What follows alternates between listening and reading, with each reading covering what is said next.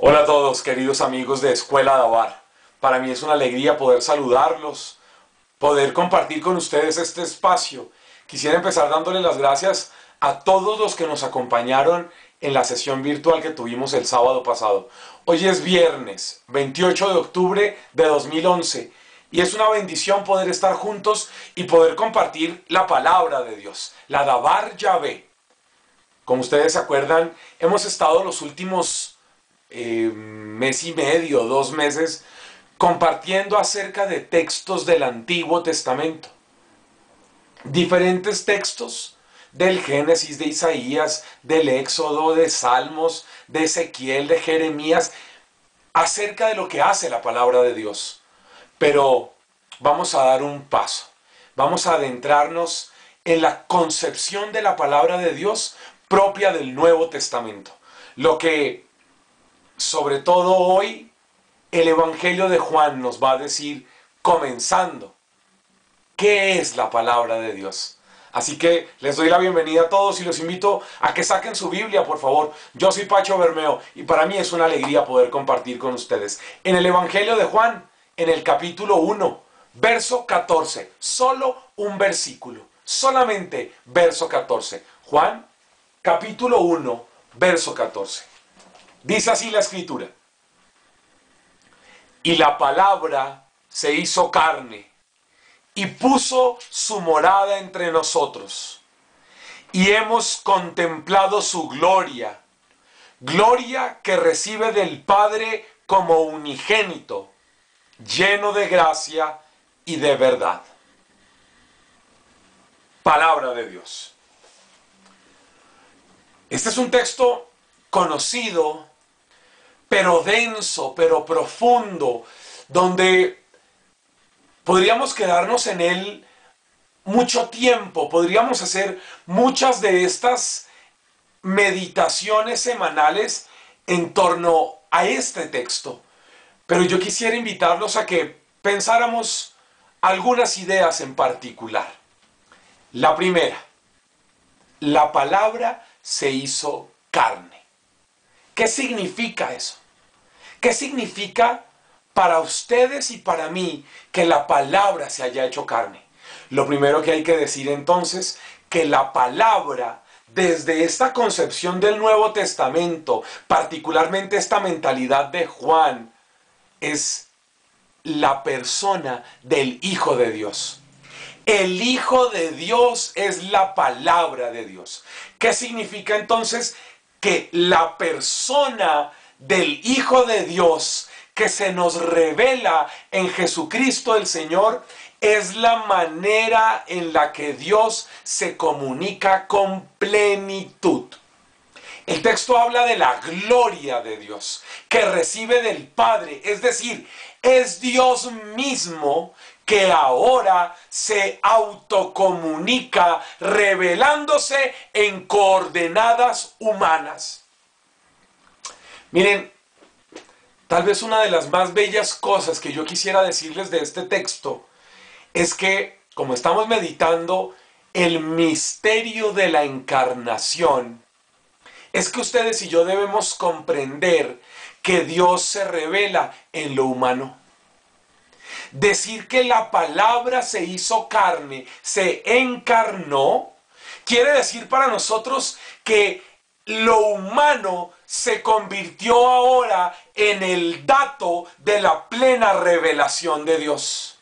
Dios se revela en plenitud a través de datos, coordenadas, realidades humanas. Y eso es la persona de Jesús.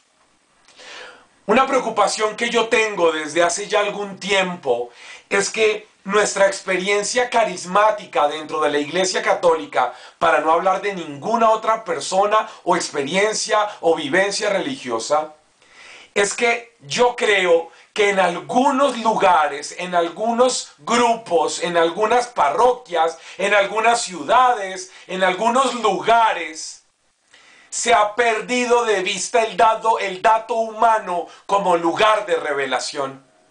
A mí me preocupa que nos hemos quedado mucho en el misterio de la gloria, es decir, en aleluya, en hosana, en gloria a Dios, en mirar al cielo, en bendito sea, Señor, tú allá que me levantas, tú allá, hosana a ti, majestuoso, porque tú eres el Salvador. Pero hemos perdido de vista el misterio de la encarnación. Y hoy la Escritura nos dice que la palabra se comunica a través de el dato humano. Y el dato humano divinizado, el dato humano plenificado, el ser humano levantado a su máxima expresión, es decir, Dios haciéndose hombre. Y con esto yo quisiera decir, qué bueno que ustedes y yo, mis hermanos, pudiéramos valorar más lo propiamente humano como lugar de revelación de Dios. Porque yo siento que en muchos momentos nosotros espiritualizamos y terminamos fanatizando la experiencia de Dios.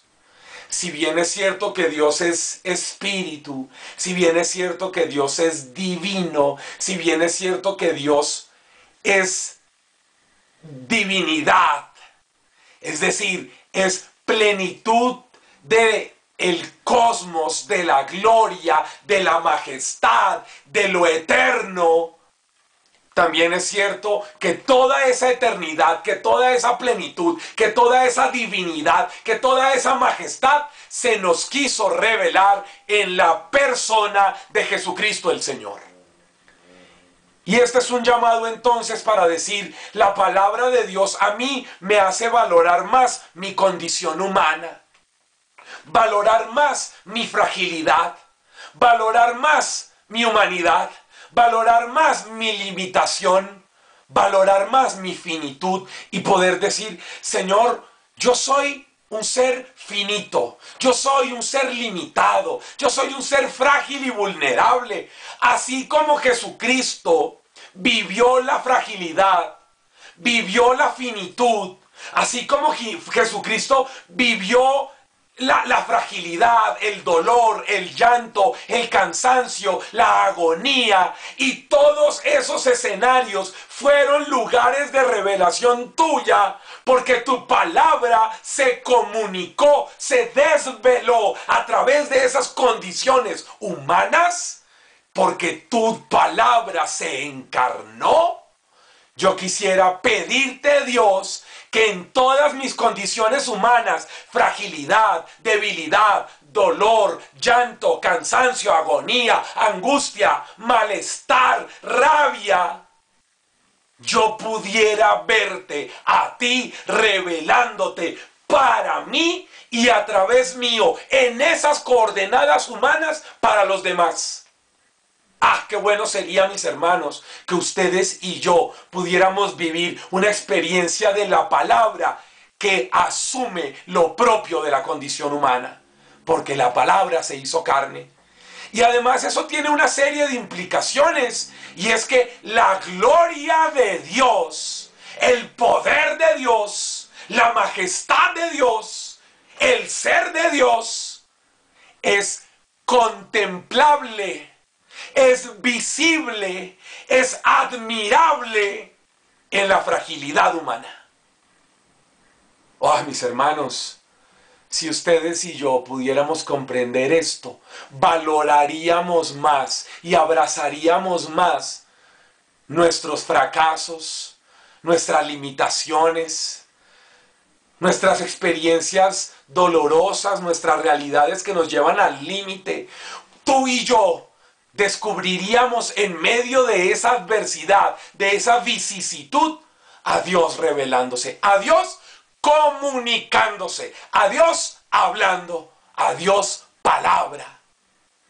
Y cómo quisiera yo, mis hermanos, que entendiéramos esta frase: la palabra se hizo carne y puso su morada entre nosotros, habitó entre nosotros, se quedó entre nosotros.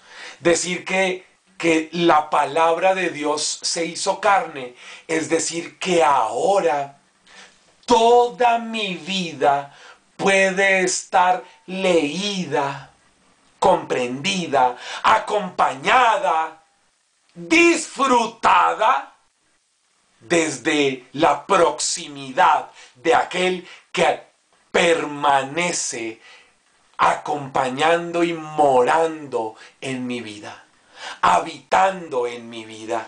Y finalmente termina este texto diciendo algo hermosísimo: gloria que recibe del Padre como unigénito, lleno de gracia y de verdad.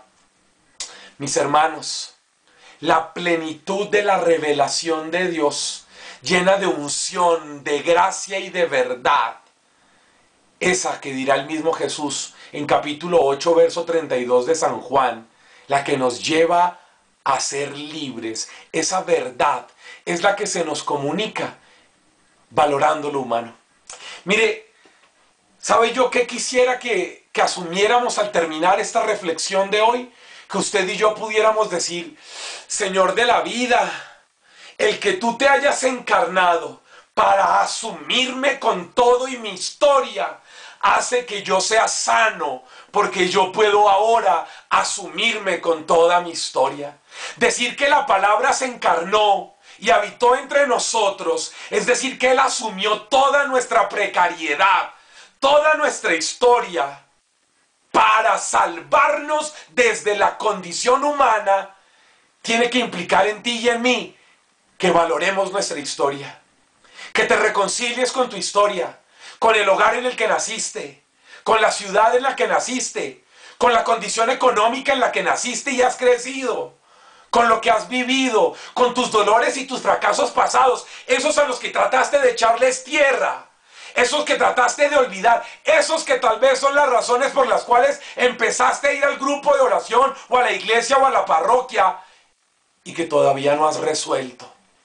Decir que Dios se encarnó es que Dios toma toda la realidad del hombre con su pasado, con su dolor, con sus vergüenzas, con su pecado, con todo eso que no quiere ni siquiera mencionar, y lo asume, y lo acoge, y lo hace suyo. Y desde ahí nos salva, resignificando nuestra historia y reconciliándonos con ella. Cuando tú y yo podemos mirar atrás y podemos reconciliarnos con esos muertos que hemos dejado allá, con esas relaciones resquebrajadas, con esas angustias del pasado, con eso que de una u otra manera está irresoluto, que no se ha resuelto. Y hoy, en la presencia de Dios, podemos abrazarlo y resolverlo. Ahí podemos decir: la palabra se hizo carne y habitó en mi vida. ¿Y saben qué consecuencia tiene eso para el otro lado? Que tú puedes abrazar, acoger, asumir y no juzgar, y no señalar, y no criticar, y no satanizar, y no levantar tu dedo acusador contra las personas que están a tu alrededor, empezando por los de tu familia, por su historia. Porque hay cosas de los demás que son parte de su background, de su equipaje, de lo que cargan encima, que no queremos asumir, que no podemos, que no nos gusta, que nos molesta, que nos da rabia, comportamientos, maneras de actuar, palabras, omisiones, actitudes, qué sé yo, que tú no toleras de los demás. Asumir que la palabra se hizo carne es convertirte en un ser humano más misericordioso. Es ponerte en los pies del otro. Encarnarse es tomar la condición del otro, es asumirla, es acogerla, es salvar desde esas coordenadas. Y yo quisiera invitarte hoy a ti, a que pienses en los que están a tu lado y que digas: yo tengo que asumirlos con su historia. Así como mi historia ha sido asumida, sanada, salvada, transformada, resignificada desde el acoger la palabra de Dios que se ha encarnado, que es Jesucristo el Señor. Desde esa perspectiva, yo también tengo que hacer lo mismo con los que están a mi lado, con los que no tolero, a esos a los que me cuesta tanto aceptar con lo que son y con lo que vienen. Y yo tengo que volverme en un hombre, en una mujer más misericordiosos para poder hacer en ellos que descubran que a través mío, para ellos, la palabra también se ha encarnado. Oramos un momento por ti, por tu historia, por los que están contigo. Señor Jesús, gracias. Gracias por ser palabra. Gracias por encarnarte. Gracias por haber tomado nuestra condición. Gracias, Señor, porque tú me abrazas desde mi realidad, desde mi fragilidad. Porque tú me promueves para que yo no me contente diciendo es que yo soy así. Tú me mueves a que yo sea cada vez mejor en ti, porque tú muestras tu gloria y has puesto tu morada en medio de mi vida. Te suplico, Señor, bendigas a los que nos están viendo y escuchando en esta hora, para que sean ellos tocados por ti, movidos por ti, salvados por ti, para que ellos experimenten la salvación cuando se reconcilien consigo mismo, con su historia, con eso que han tapado, con eso que no han resuelto.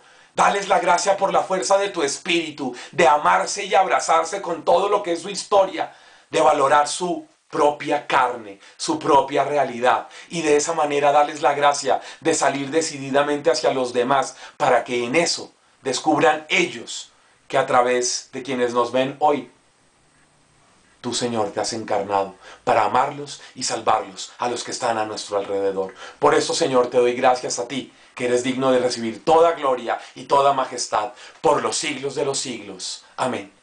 Dios los bendiga. Un abrazo muy grande. Chao, chao.